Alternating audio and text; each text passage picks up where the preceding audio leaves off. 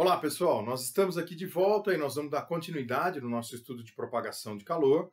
E aí hoje nós já estudamos a condução, tá? E nós vamos falar agora sobre a continuidade, que seria o processo de convecção.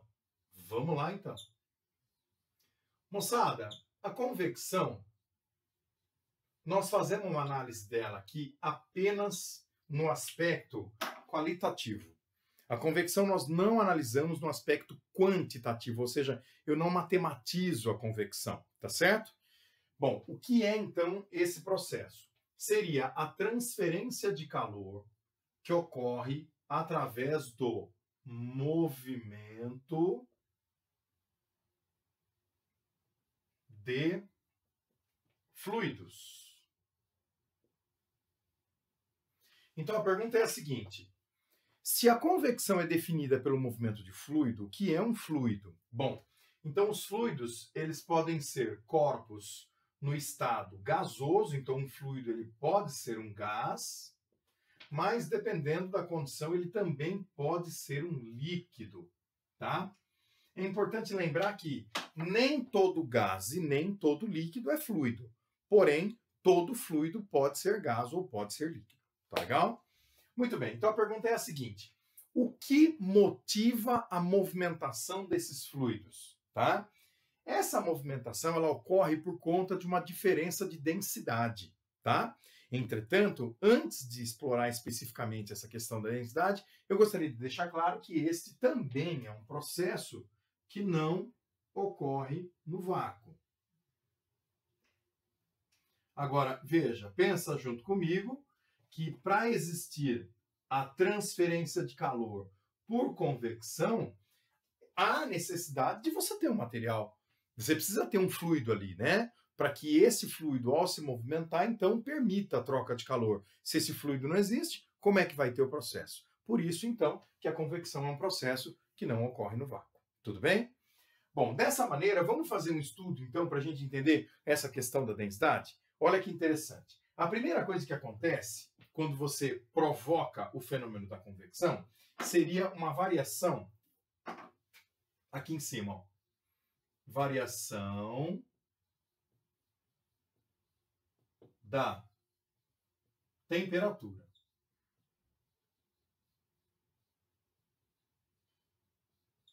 Essa variação de temperatura ela provoca, porque todo fluido, como nós estamos vendo, então são corpos que têm uma grande capacidade de sofrer expansão ou de sofrer contração. Então, essa variação de temperatura, ela tem por consequência uma alteração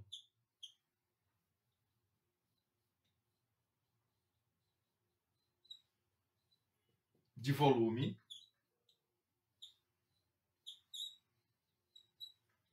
E essa alteração de volume, lembra que o corpo está sofrendo uma variação no seu volume, no espaço ocupado, mas a massa continua a mesma.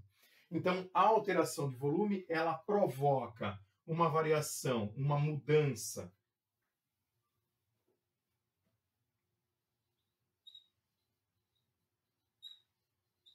de densidade. E é essa mudança de densidade que acarreta na movimentação dos corpos, tá? O corpo de maior densidade fica na parte de baixo e o corpo de menor densidade tende a subir, ficando na parte de cima. Legal? Então é assim que funciona, turma. Tá joia? Então, essa sequência de raciocínio é o que faz, então, a convecção existir, tá? Então, pensando nisso, nós vamos avaliar uma situação bem específica na qual o fenômeno da convecção está muito presente e acredito que todos nós já devemos ter vivido isso, tá? Vamos ver como seria? Então é assim. Ó.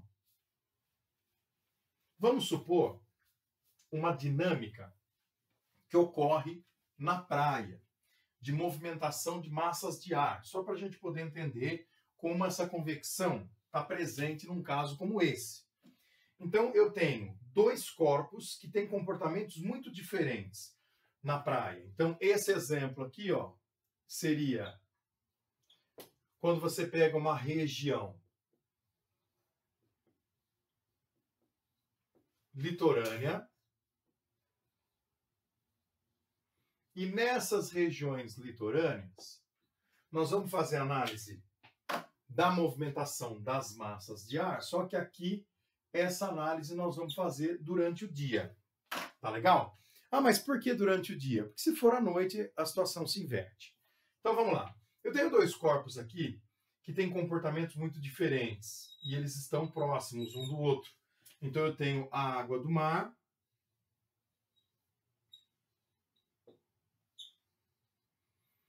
recebendo energia do sol, porém, perto da água do mar, nós temos a areia da praia.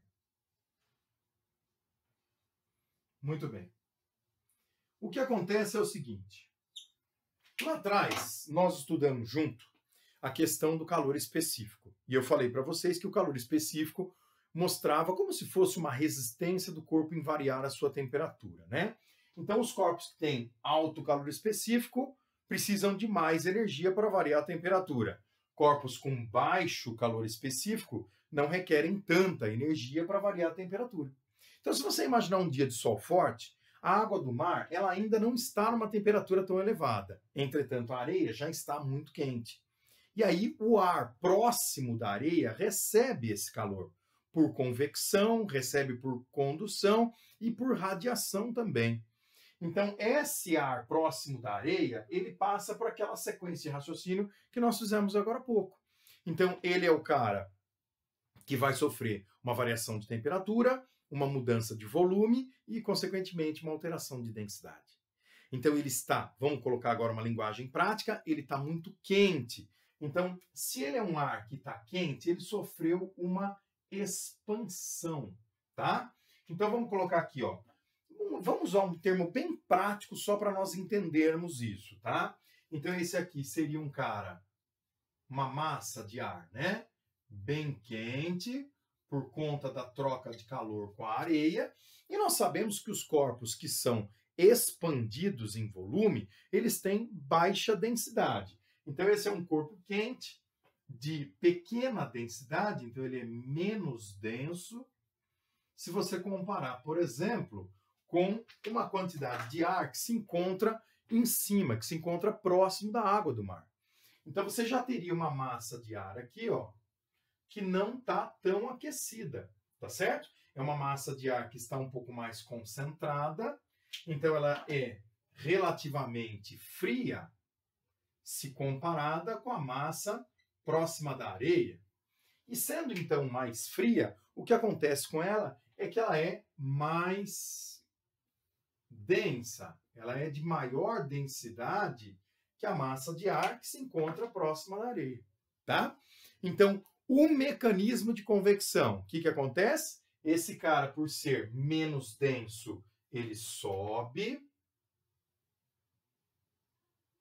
tá joia?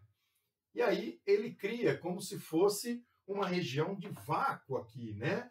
E aí, então, esse vácuo puxa essa massa de ar que está sobre o oceano em direção ao continente. Então, você cria aqui, durante o dia, essa movimentação da massa de ar que está sobre o oceano em direção ao continente. Tá joia?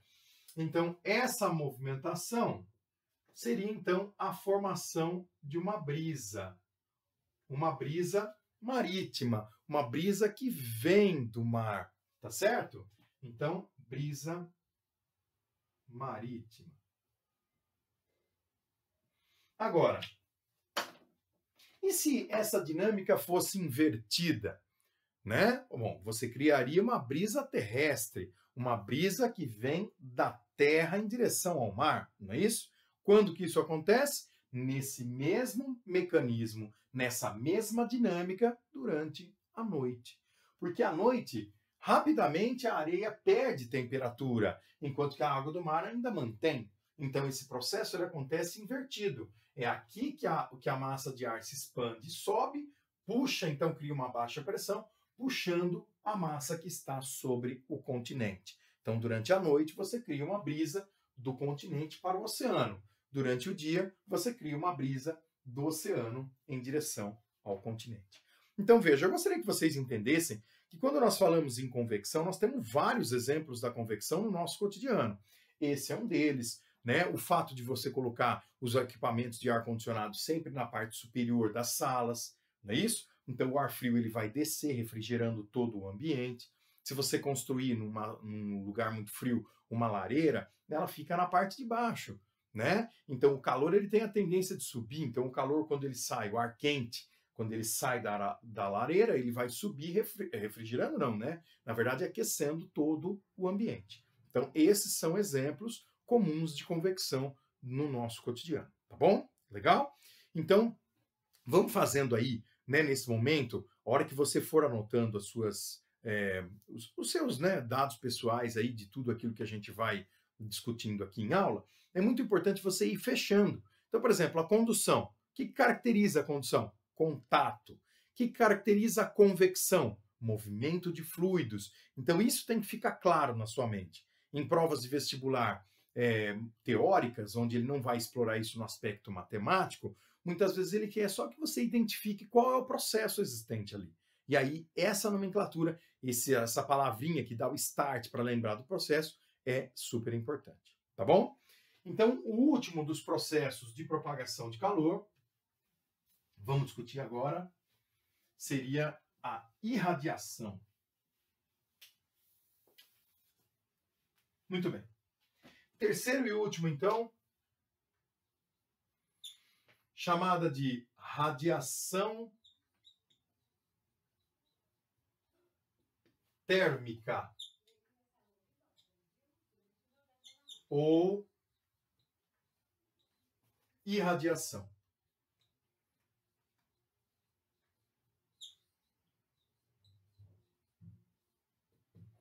Joia? Vamos lá. Então, a primeira coisa, a nomenclatura. Veja, você pode chamar de qualquer um dos dois nomes, né? Porque todo corpo que possui uma radiação térmica, ele está irradiando calor. Então, por isso que tanto faz o termo que você utiliza, tá? Então, a definição. O que seria a radiação térmica ou irradiação? Seria a emissão ou também a absorção, tá? Então, vamos colocar aqui. Emissão ou absorção de calor através de ondas eletromagnéticas.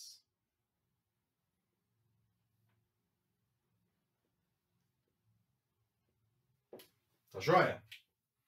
Então, todas as vezes que um corpo recebe, absorve calor ou emite calor por ondas eletromagnéticas, isso é chamado radiação térmica ou irradiação. Todos os corpos que têm calor, que têm temperatura, na verdade, próxima das temperaturas do cotidiano, 30 graus Celsius, né, que são temperaturas próximas do 300 Kelvin, eles têm ondas de calor na faixa do infravermelho, tá? Então, se você lembrar do espectro de radiação, vamos fazer uma análise aqui? Olha só, o espectro eletromagnético. Então, esse espectro você tinha as ondas de rádio, você tinha as micro-ondas,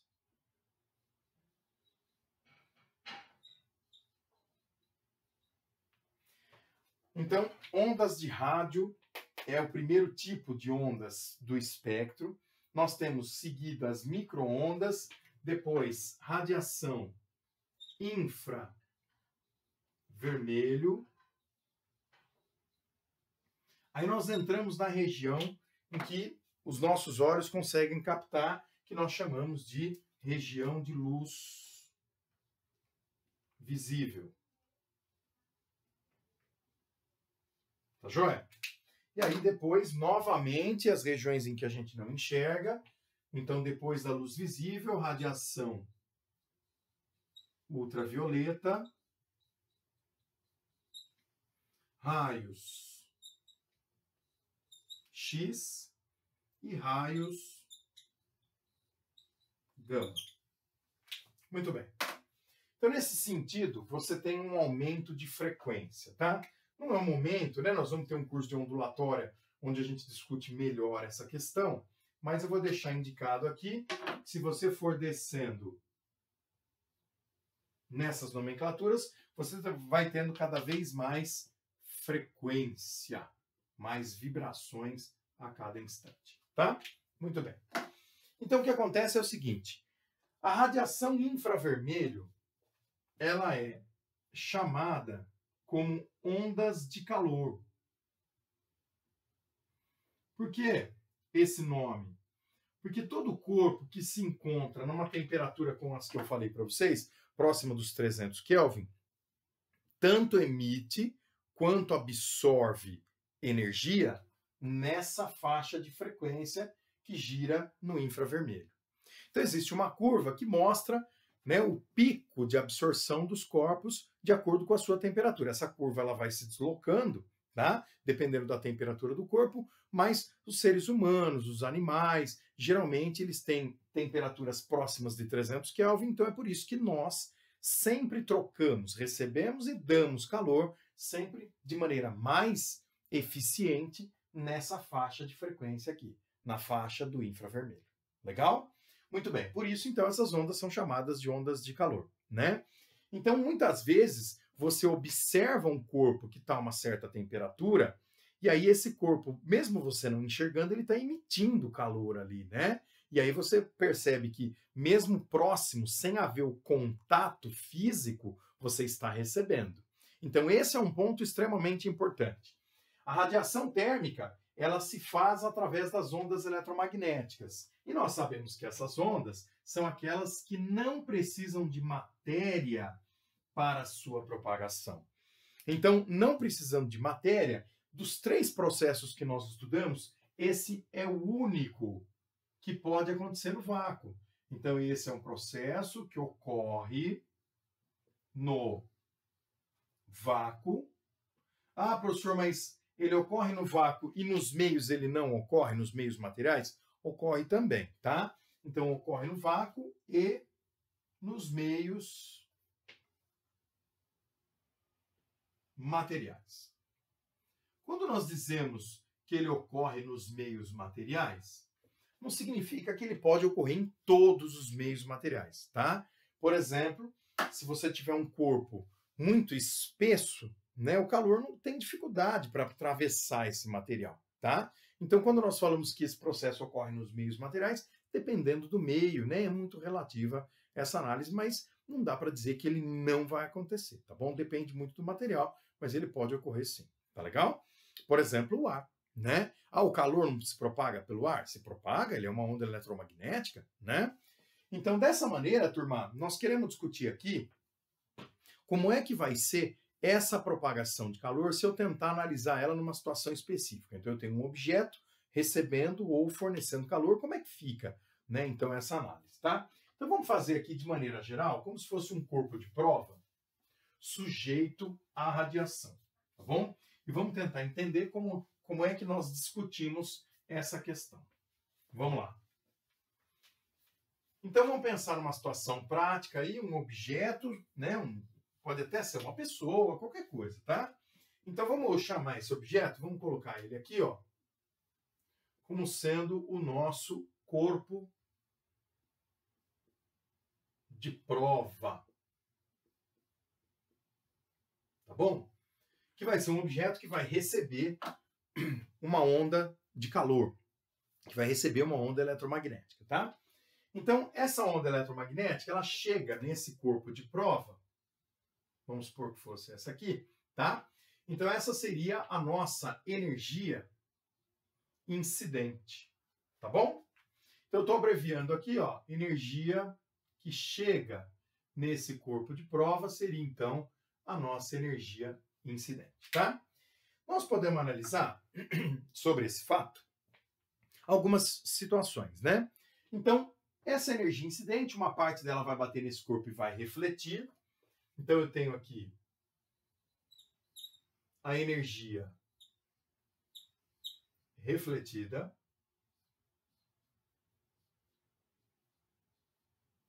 Tá joia? Existe uma parcela dessa energia, dependendo do material, como eu falei para vocês, né? Se for um corpo transparente, por exemplo, então existe uma parte dessa energia que pode atravessar o corpo, tá? Então vamos supor que seja essa aqui, ó. Então, essa seria a nossa energia transmitida.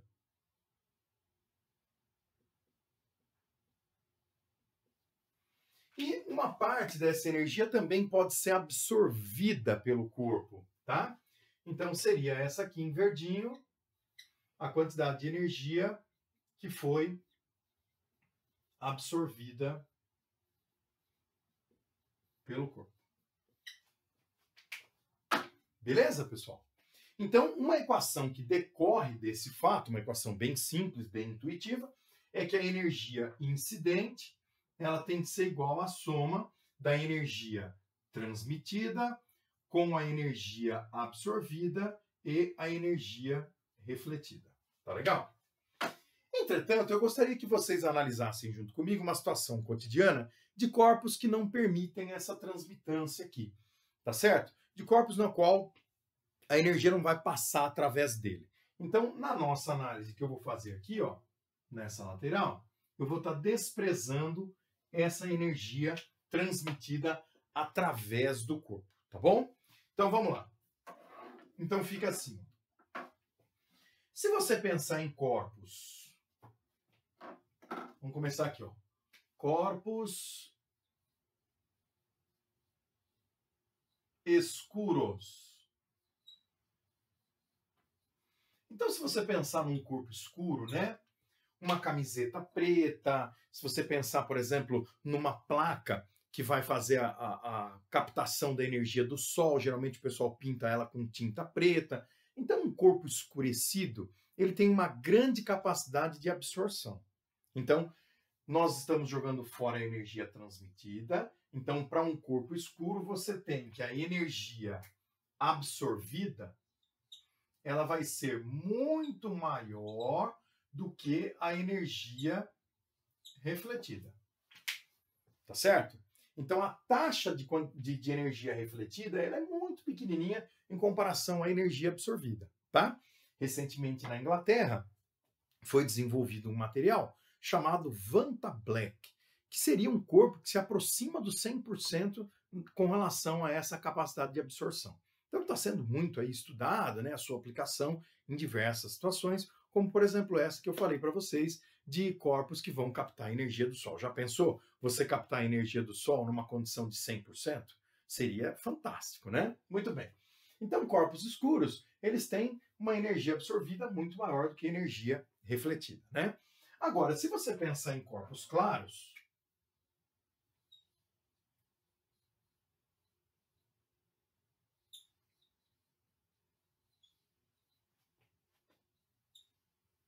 então eu penso num corpo claro, como por exemplo uma cor branca, né, uma pessoa usando uma roupa branca, ou de repente até um corpo que tem uma capa de alumínio. Então veja só, se você pensar num alimento, né, nós vamos cozinhar um alimento, por que então que a gente embala esse alimento no papel alumínio? Porque o próprio alimento, quando ele está aquecido, ele vai estar emitindo essas ondas de calor. Então essas ondas elas refletem nessa parede de alumínio e voltam para o material. Tá certo? Então o calor ele fica, de certa forma, aprisionado no material, né? Então é por esse motivo que a gente usa um papel alumínio na hora de fazer o cozimento de um corpo, de um material, tá? Muito bem. Então é o seguinte, turma. Corpos claros é o inverso, né? Eles têm uma quantidade de energia absorvida que é muito menor do que a quantidade de energia refletida. Tá joia? Entretanto, eu quero que vocês enxerguem o seguinte. Todo corpo que absorve bem, emite bem a energia. Então, todo corpo bom absorvedor de energia, ao mesmo tempo, é bom emissor, tá? Então, vamos lá. Isso é uma verdade. Aqui embaixo, observação, todo corpo que é um bom absorvedor de energia, que absorve bem, é, ao mesmo tempo, um corpo que é bom emissor de energia. Tá joia? Então, absorve bem, emite bem. Veja, os seres humanos, eles conseguem absorver energia nessa faixa, como eu falei para vocês, um pico, né, de absorção nessa faixa aí que gira nas ondas de infravermelho. E nós também emitimos nessa faixa, né? Então nenhum ser humano consegue emitir luz, né? Por quê? Porque nós não somos bons absorvedores de luz, nós não temos capacidade de absorver a luz, nós absorvemos a energia que vem junto com a luz, que é essa energia das ondas de calor. Por isso que nós a emitimos, tá certo? Então, dessa forma, todo corpo que absorve bem, emite bem essa quantidade de calor também, tá? Pensando dessa maneira, é que existe, então, um cálculo que tenta, de certa forma, entender a capacidade dos objetos em emitirem ou absorverem esse calor, tá? Esse cálculo é através da potência de emissão ou potência de absorção dos corpos, tá bom? Potência, vamos deixar o título aqui como sendo irradiada. Potência irradiada. Ou seja, a potência emitida por um corpo que se encontra a uma certa temperatura, tá? Essa potência irradiada, eu gostaria que vocês, na condição de estudantes pré-vestibular, não ficassem se preocupando muito com essa expressão, tá bom? Por quê? Ela é uma expressão fornecida pelas provas de vestibular. Você só precisa saber que ela existe, tá?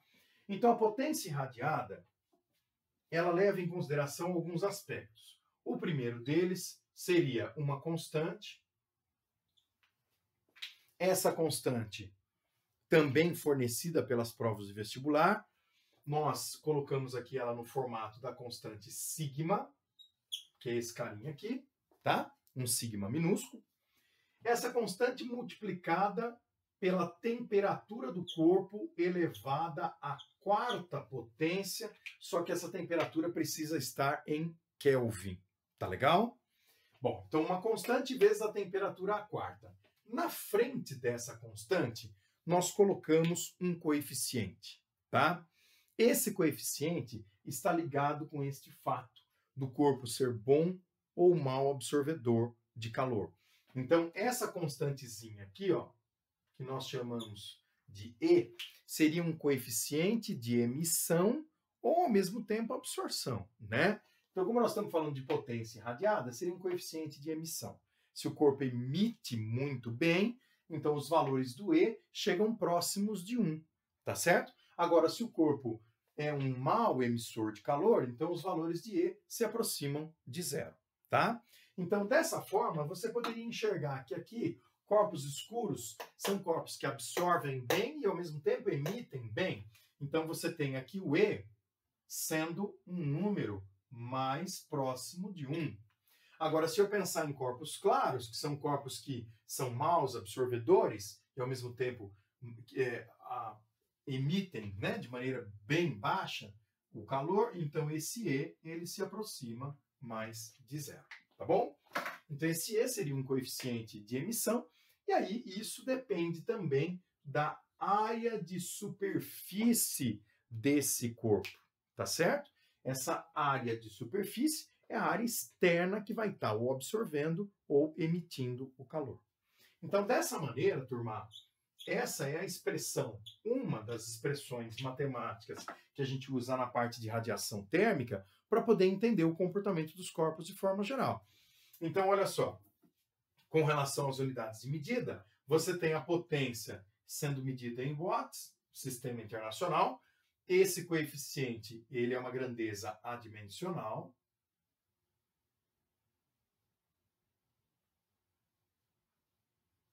Aí eu tenho a área medida em metros quadrados, a temperatura é medida em Kelvin, e aí essa constante, né? Se nós puxarmos a constante, vamos ver, você pega esse metro quadrado, pega esse Kelvin elevado à quarta e joga ele dividindo para o lado de lá. Então a constante ela é medida em watts por metro quadrado Kelvin a quarta. Tá joia? Mas fiquem tranquilos que as provas de vestibular fornecem para vocês essa constante chamada constante de Stefan Boltzmann, tá?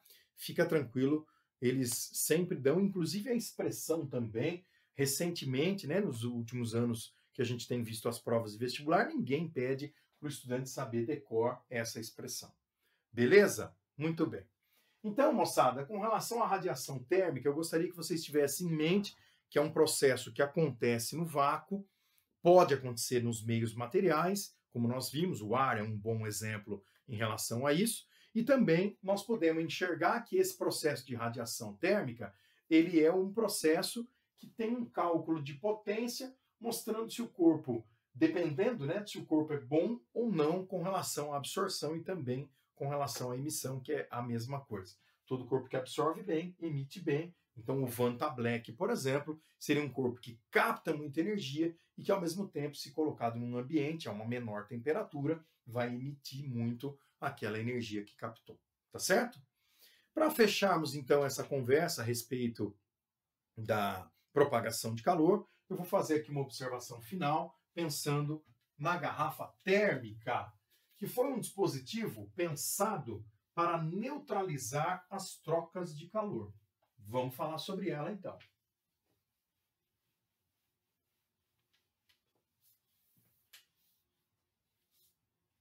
Muito bem.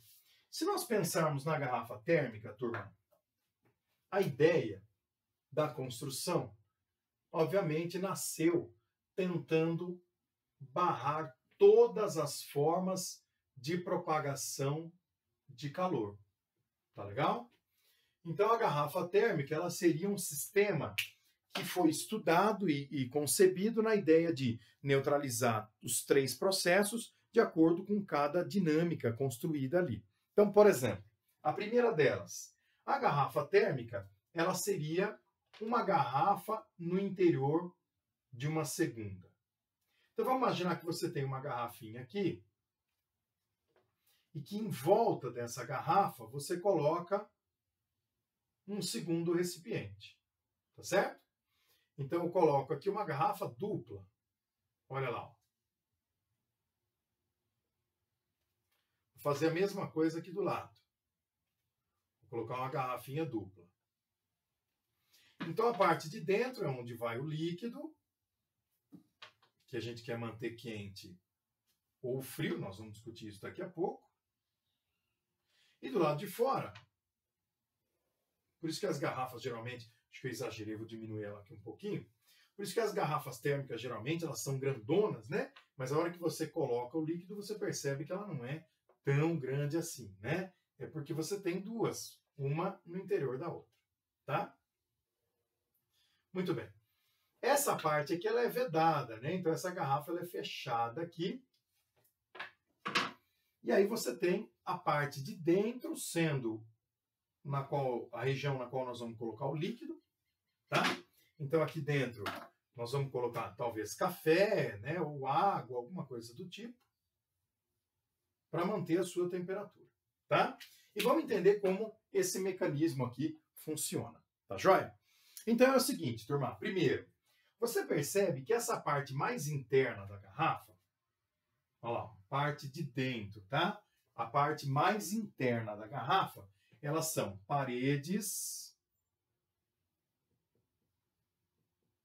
de vidro. E essas paredes de vidro, elas são duplamente espelhadas. Tá joia? E vamos tentar entender isso. Primeiro, o fato dessas paredes serem de vidro já diminui significativamente a propagação de calor por condução. Tá certo? Lá dentro, né? Entretanto, o fato delas serem duplamente espelhadas é que está vinculado na tentativa de reduzir a perda de calor por irradiação. Tá legal? Um outro aspecto seria a questão de você usar nesse espaço existente entre as duas garrafas, um certo tipo de vácuo. Esse vácuo, ele não vai impedir a radiação, mas ele vai neutralizar a propagação de calor por condução. Imagine que você colocou um líquido lá dentro com a tentativa de manter ele a uma temperatura bem baixa, com a tentativa de manter ele frio. Se chega uma pessoa e segura aqui na parte externa da garrafa, o contato da sua mão com as paredes da garrafa vai levando calor para dentro, tá certo? E nós queremos barrar isso, né? Então, o vácuo, ele impede principalmente a troca de calor por condução. Esse calor, ele chega na parede externa, porém, ele não entra porque o vácuo não permite essa propagação, tá? E por último, se você fechar essa garrafa, nós percebemos que a tampa das garrafas térmicas, geralmente ela é uma tampa que possui uma rosca, pode observar isso, né? Então, uma tampa em forma de rosca que sempre veda muito bem a garrafa, não permitindo o quê? A movimentação de fluidos, não é isso? Opa, então significa que aqui nós fizemos uma vedação impedindo a movimentação de fluidos, e essa vedação, então, ela barra principalmente o processo de propagação por convecção. Veja, então um ponto muito importante de você observar é que essa garrafa ela foi pensada na tentativa de neutralizar sempre cada um dos processos de propagação. Então, ou seja, o calor ele não consegue sair, mas ao mesmo tempo ele não consegue entrar. Então, dessa forma, o líquido que a gente usa dentro da garrafa, ele pode ser tanto um líquido quente como um líquido frio. Tá joia? Opa, frio. Muito bem. Então, dessa maneira, moçada, a ideia da garrafa térmica é neutralizar, ou tentar neutralizar todas as propagações de calor, todos os processos de propagação de calor, e nós sabemos que nada é 100%, tá? Por isso que com o tempo, tanto um café quente vai ficando um pouco mais frio, como uma água fria vai se tornando um pouco mais quente, tá bom? Muito obrigado pela atenção de vocês, deixo um forte abraço para todos aí, e aí a gente volta daqui a pouco, né, fazendo exercício nos nossos encontros ao vivo aí, tirando mais dúvidas em relação a esses assuntos que foram discutidos hoje aqui. Valeu, moçada, um abraço, até mais, tchau, tchau.